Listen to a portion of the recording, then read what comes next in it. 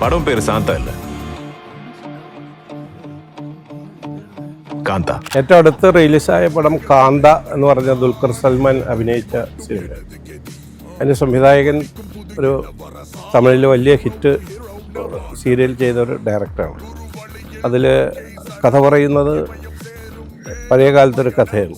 കഥ സേലം മോഡേൺ തിയേറ്ററിലെ സുന്ദരം എന്ന് പറഞ്ഞ പ്രൊഡ്യൂസറെ പറ്റിയിട്ടുള്ളൊരു കഥയാണ്.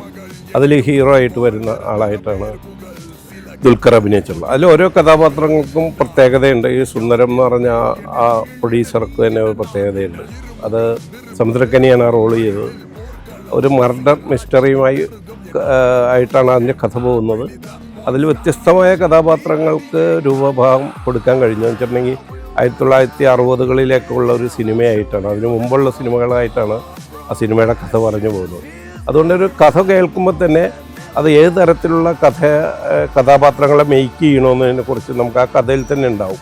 അതിൻ്റെ ഇൻസ്ട്രക്ഷൻ നമ്മൾ കണ്ടെത്തുകയും അതിനാവശ്യമായുള്ള ചേരുവകൾ ചേർക്കുകയും ചെയ്യുകയാണ് സാധാരണ ഒരു മേക്കപ്പ് ആർട്ടിസ്റ്റ് എന്ന നിലയിൽ നമുക്ക് ചെയ്യാനുള്ളത്.